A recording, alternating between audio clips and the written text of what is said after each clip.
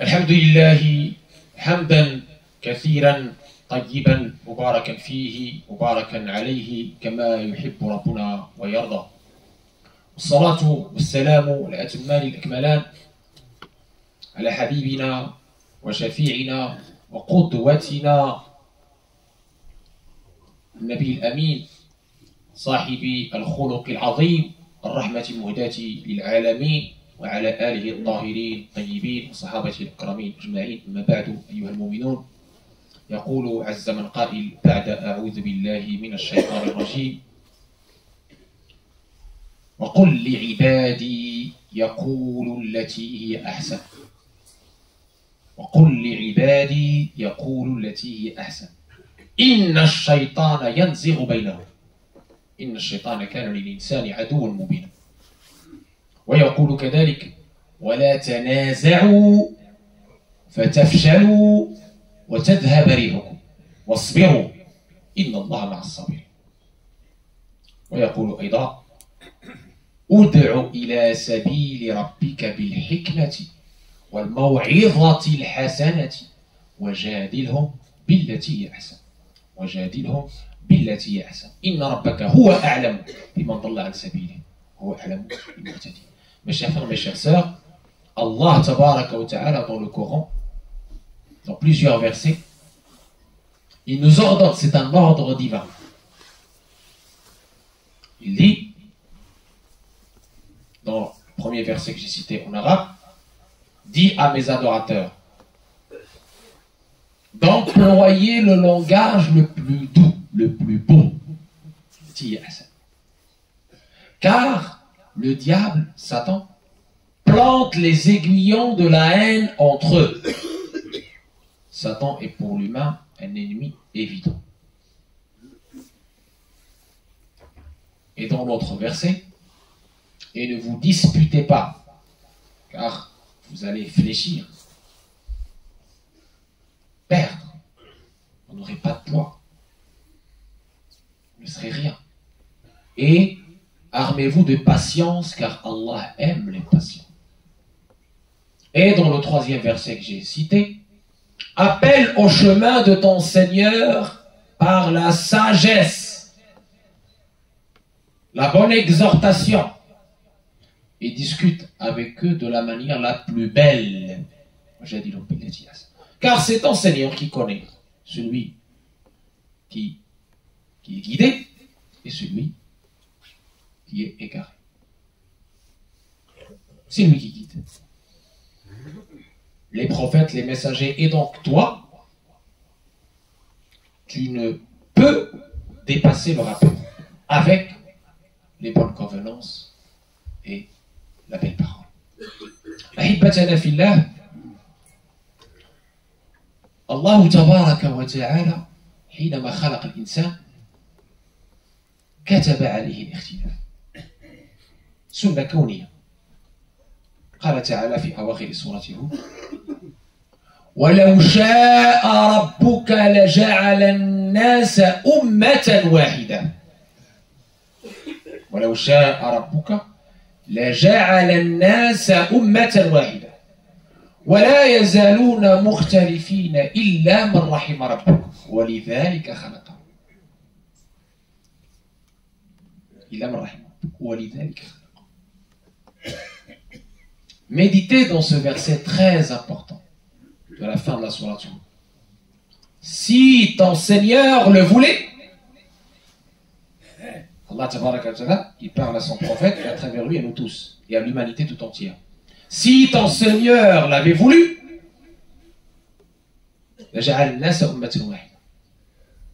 tous les êtres humains seraient une communauté unie, sans différence, sans divergence. Mais ils ne cesseront de diverger, sauf celui qu'Allah a touché par sa miséricorde. Et c'est pour cela qu'il les a créés. Cette divergence, mes chers frères, mes chères sœurs, est un décret inéluctable d'Allah Tabaraka wa Ta'ala. Même les messagers, Allah Tabaraka wa Ta'ala leur a pas donné d'obligation de résultat. ما على الرسول إلا البلاغ إنما أنت مذكر لست عليهم بمسيطر. Allah a dit à ses prophètes et ses messagers, et à travers eux, nous-mêmes, parce qu'ils sont nos modèles. Comme le dit le Coran, s'il nous cite les histoires, les récits de ces nobles messagers, de ces nobles et vertueux exemples, c'est pour qu'on le suive. C'est pas pour rien. Et donc, même ces messagers et ces prophètes, Allah leur dit, vous n'avez que le rappel à faire. Vous ne pouvez pas être dominateur. Tu n'es là que pour le rappel. Tu ne peux pas dominer, tu ne peux pas contraindre les gens à croire.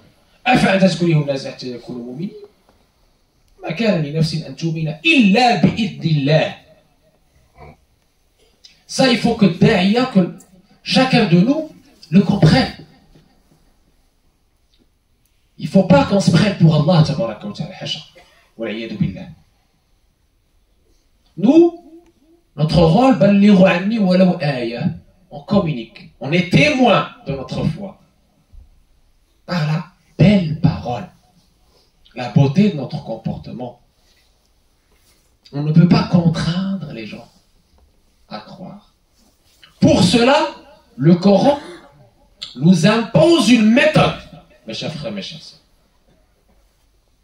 qu'il a d'abord imposée à ses prophètes et ses messagers. Écoutons la parole d'Allah quand il envoie Sayyiduna Moussa ou Sayyiduna Haroun, Moïse et son frère Haroun, vers le plus grand tyran de l'histoire, Pharaon. Écoutons attentivement et avec un cœur ouvert et méditant dans ces versets d'Allah tabaraka wa ta'ala. Idhaba ila fir'auna innahu tagha faqula lahu qawlan layyinan la'allahu yatadhakkaru aw yakhsha. Allah dit, ordonne à Moïse et son frère, Moussa et son frère Haroun, deux grands prophètes,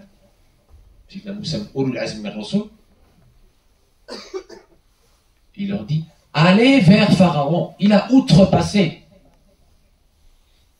Et dites-lui une parole belle, douce. Peut-être se rappellera-t-il et me craindra-t-il.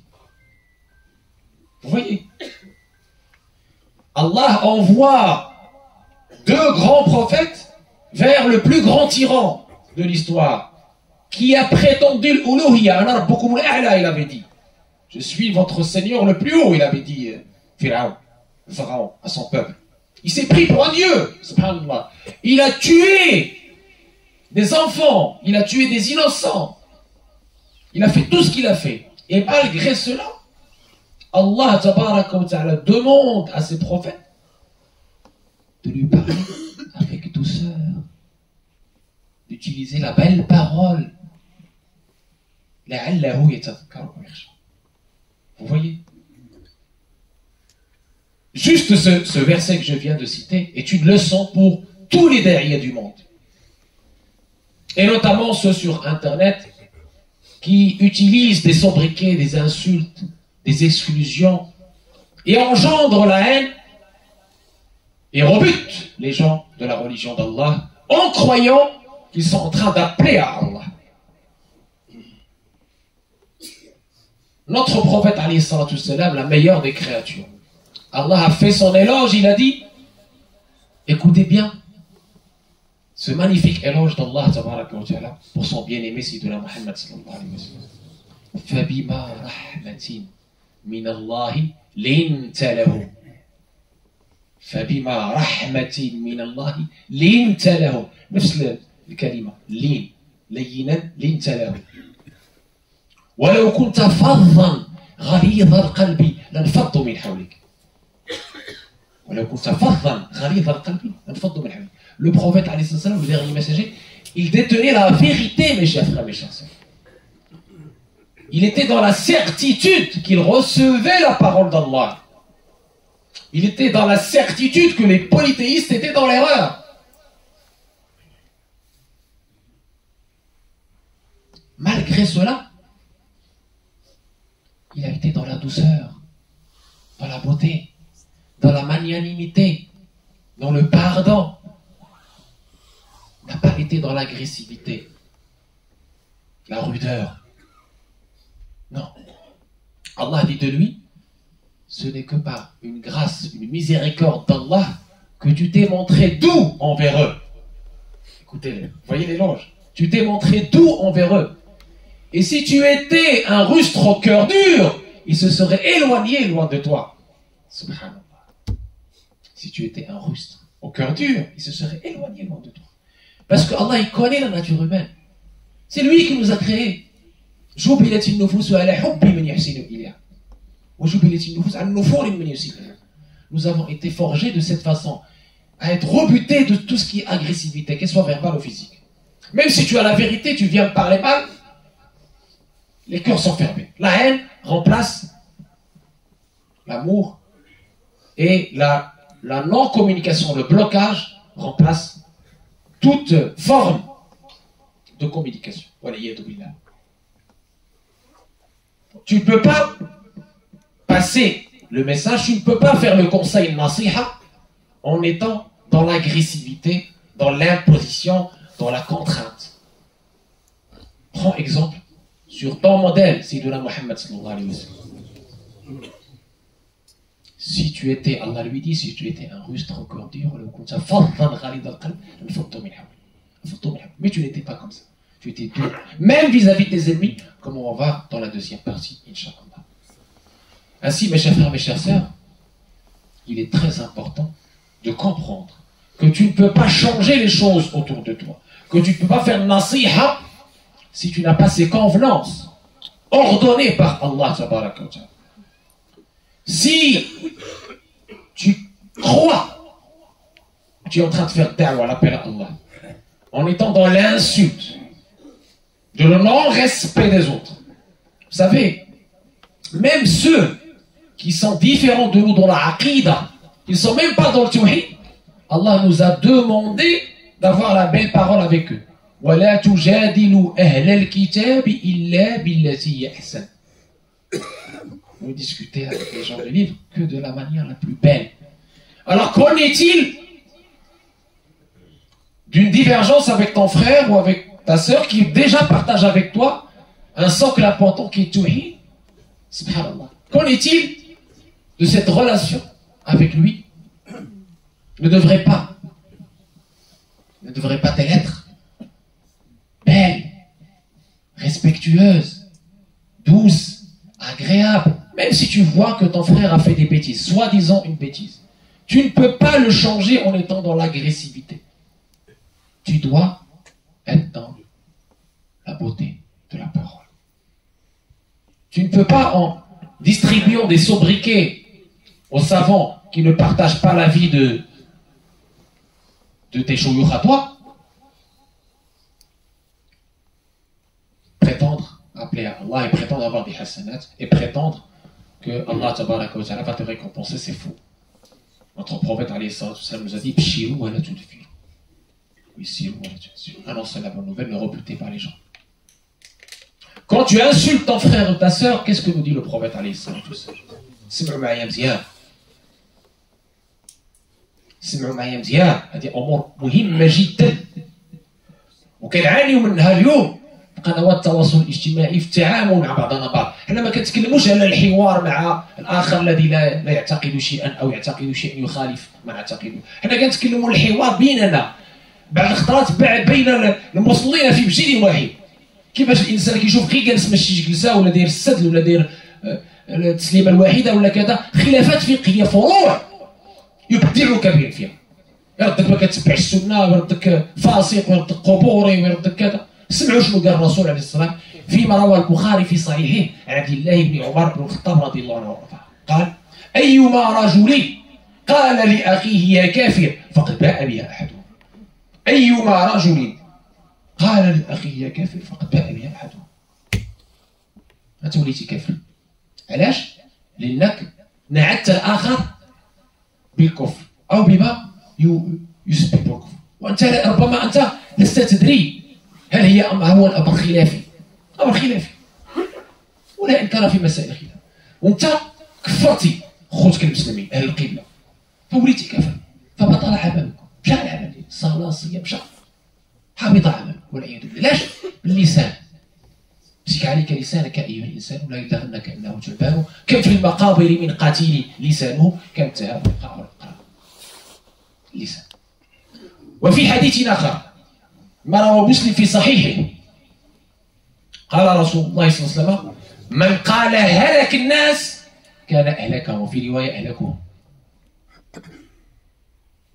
إذن يا أخي يا أختي تأدب مع الله عز وجل، إن الله عز وجل هو المطلع على القلوب. فإذا رأيت شيئا أنكرته فاعلم أنه إما أن يكون خلافا سائغا بين الفقهاء في الفروع ولا إنكار في مسائل الخلاف، فتحترم المخالف ويبقى المحبة بيناتكم، إما أن يكون قد خالفك في الاعتقاد فهو من الديانات الأخرى، فالله يأمرك بأن كذلك تولي له القول إذا أردت له الخير. أما إذا كنت متجبرا متكبرا مزهورا بنفسك استعراض عضلات فاعلم أنك لن تصل إلى شيء، لا في الدنيا ولا في الآخرة. في الدنيا ستنفر وفي الآخرة ستعاقب لأنك نفرت من باب الله. بعوض ما تجيب الناس لباب الله جريت عليهم والعياذ بالله. Donc je disais pour résumer, entre les frères et sœurs, on entend malheureusement des mots très blessants. Le prophète alayhi salatu wassalam faisait le tour de la Kaaba. Il disait: oh la Kaaba, tu es sacré. Ta sacralité est importante. Mais la sacralité du croyant est encore plus grande que ta sacralité. Blesser un croyant, c'est très grave. Lancer des sobriquets contre vos frères et sœurs sur une simple divergence d'opinion, ou divergence d'idées, ou divergence de madhab, c'est très grave. Parce que ça implique la haine et ça bloque l'agrément de l'acte, comme on l'a déjà vu. Notre prophète nous dit dans le hadith authentiquement rapporté dans le Bukhari, selon l'autorité d'Abdullah ibn Umar al-Khattab, un des 4 grands Abdullah, il dit: celui parmi vous qui dit à son frère espèce de mécréant, qu'est-ce qui se passe, nous dit le prophète, hadith authentique. Soit il est vraiment mécréant, soit ça se retourne contre lui. Il devient mécréant. Donc faites attention à cette langue. Et faites attention à ce que vous écrivez sur Internet, au clic, au partage. Très grave, mes chers frères et méchants. Vous aurez à répondre devant Allah. Si vous ne craignez pas les hommes, vous devez craindre Allah. Non seulement vous blessez les gens, mais vous devenez kafir. Avec toutes les implications du coffre. Attention, c'est-à-dire, plus rien n'est accepté. Ni la prière, ni le jeûne, tu peux jeûner comme tu veux. Puisque tu as prononcé ce mot contre ton frère, hop, ça te retourne et tu ne sais même pas que tu es quelqu'un qui est devenu kafir, donc tes actes deviennent vains wa l'ayadu billah. Et dans un autre hadith authentiquement rapporté par Muslim également, celui qui dit les gens ont péri, halak al-nas, les gens ont péri, il est en train de se croire au-dessus des autres. Le mépris des autres, l'orgueil. Moi je suis, parce que moi j'ai une longue barbe, parce que moi j'ai une djellaba, parce que moi je fais le fajr, donc je suis au-dessus des autres, et les autres sont machin, et les autres sont... Qu'est-ce qui se passe pour lui? Nous dit le prophète, c'est celui qui sera châtié le premier par Allah, qui périra en premier et en priorité, parce qu'Allah n'aime pas qu'on agresse ses créatures. Même le pharaon, vous imaginez, le pharaon, il a demandé à ses prophètes, Moussa et Aaron, d'avoir la belle parole. Donc vous imaginez, vous, entre nous, quand on voit sur Internet des paroles incroyablement insultantes, Qobori, Bid'i, Dalali, Hizbi, c'est quoi ça? Ce langage, mes chers frères, mes chères sœurs, nous mènera non seulement vers notre perte ici dans ce monde, mais aussi à notre perte dans l'au-delà. Et c'est pire. Parce que quand tu viendras à Allah tabaraka wa ta'ala en étant en faillite, mouflis, comme on a vu dans le hadith, mouflis, là, tu regretteras et ton regret ne servira à rien. Donc dès maintenant, mes chers frères, mes chères sœurs, nettoyons nos réseaux, remettons-nous en question, purifions nos langues et nos clics et nos partages et ce qu'on écrit sur les réseaux. Parce que ce que vous écrivez sur le réseau, il est écrit dans vos صحف. Et vous le retrouverez dans l'au-delà. أقول ما تسمعون أسأل الله تبارك وتعالى أن يجعلنا من الذين يستمعون القول يتبعون أحسنه أولئك الذين هداهم الله وأولئك هم المهتدون. الحمد لله الواحد بلا عدد. الحمد لله رافع السماء بلا عمد. الحمد لله لم يولد ولم يلد والصلاة والسلام على المبعوث بالرشاد وآله وصحبه المهتدين. أحبتنا في الله، رسولنا صلى الله عليه وسلم قدوتنا لم يكن فحاشا ولا لعانا ولا سخابا في الأسواق. Notre prophète alayhi salatu wassalam qui est notre modèle. Ce n'est pas les influenceuses et les influenceurs qui sont mon modèle. Rappelez ça à vos enfants s'il vous plaît et le rappel prophète aux croyants. Le rappel profite aux croyants. Notre modèle, Sidna Muhammad sallallahu alayhi wa sallam, n'était ni criard, ni insultant. Au contraire, toutes ses paroles étaient belles, douces, il était tout sourire avec tout le monde. Je vais donner ici juste 3 exemples pour terminer, pour que vous puissiez voir la grande différence entre notre société d'aujourd'hui, les dou'at d'aujourd'hui, les faux prédicateurs d'aujourd'hui, notamment beaucoup de prédicateurs 2.0 sont généralisés bien sûr, et les salafs, c'est-à-dire les pieux prédécesseurs de notre prophète sallallahu alayhi wa sallam. L'école de notre prophète alayhi salatu wassalam. Voici notre prophète alayhi salatu wassalam faisant la sieste. Sous un arbre. Il laisse son épée.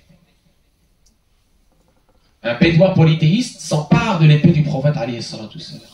Il le réveille en lui disant, il brandit l'épée sur le prophète alayhi salam et il dit au prophète alayhi salam, qui peut te sauver de moi? Et le prophète alayhi salam, rassuré, apaisé, il lui dit Allah. Allah. Man yamna'uni min qala Allah. Et l'épée tomba. L'épée tomba. Par un miracle d'Allah tabaraka wa ta'ala et la protection de son bien-aimé, Sayyidina Muhammad sallallahu alayhi wa sallam. L'épée tomba. Le prophète alayhi salam saisit son épée. Il dit au bédouin, et maintenant, qui te protégera de moi? Le prophète alayhi salam dit, vas-y, attends, je te pardonne. Qu'est-ce qu'il a fait le bédouin? Il partit dans sa tribu. Et il a dit, embrassez l'islam, car je viens de chez le meilleur des hommes, le plus généreux des hommes, le plus magnanime des hommes. Il a conquis le cœur. Il aurait pu dire, tu as essayé de me tuer, donc venez les compagnons ici, venez par là, hop, envoyez-moi ça, voilà. Non, il n'a pas fait ça. La douceur, la magnanimité. Deuxième exemple, mes chers frères, mes chères sœurs. Je vous ai déjà raconté cet exemple en détail, je vais juste ici synthétiser. Zayd ibn Abi Sana, un savant juif, vient, il tire les habits du prophète alayhi salam brutalement, jusqu'à ce que le prophète alayhi salam soit blessé ici, au niveau de son cou. Son cou devient rouge. C'est normal qui était à côté de lui, il était en colère contre cet homme. Il commence à durcir le temps face à cet homme qu'il ne connaît pas, qui vient agresser physiquement le prophète et verbalement. Parce qu'est-ce qu'il dit au prophète? Vous altermoyez vos dettes. Donc, agression verbale, agression physique du prophète devant Sidna Omar. Sidna Omar se met en colère, hausse le temps. Et là, notre messager, sallallahu alayhi wa sallam, le bien-aimé, sallallahu alayhi wa sallam, il se tourne vers Omar et lui dit non, c'est pas comme ça. Avec la douceur, il s'adresse à ce monsieur, il dit, votre dette, il lui reste encore 3 jours avant d'être remboursé. Rembourse à cette personne sa dette. Il s'adresse à Omar et donne-lui un sar parce que tu l'as effrayé. Le dommage moral. Notre prophète, il a senti, vous voyez sa bienveillance, il a senti qu'il y avait une brutalité, une agressivité dans le temps de Omar, et il apaise le temps avec ce don, ça à ce savant juif. Il reconnaît ce dommage moral dès cette époque déjà. Et notre prophète alayhi salatu wassalam fit preuve ainsi d'une grande magnanimité, d'une grande abnégation. Incroyable. Et ce savant, qu'est-ce qu'il dit? Il dit, moi je ne suis pas venu pour cette histoire de dette, je suis riche. Je suis venu pour tester la dernière qualité que j'ai vue dans la Torah, qui qualifie le dernier messager, qui est que la colère ne fait qu'augmenter sa magnanimité. Et je viens de tester que c'est vrai. Et j'atteste qu'il n'y a de divinité si ce n'est Allah, et que tu es son dernier messager. Quant à ma dette, quant à mon argent, donnez-la aux pauvres parmi les musulmans. Vous voyez comment Sidna Muhammad a conquis les cœurs, avec cette bienveillance, avec cette bonté. Vous imaginez s'il avait dit, oui, mais il m'a agressé, c'est pas comme ça qu'on parle à un prophète? Non, pas du tout.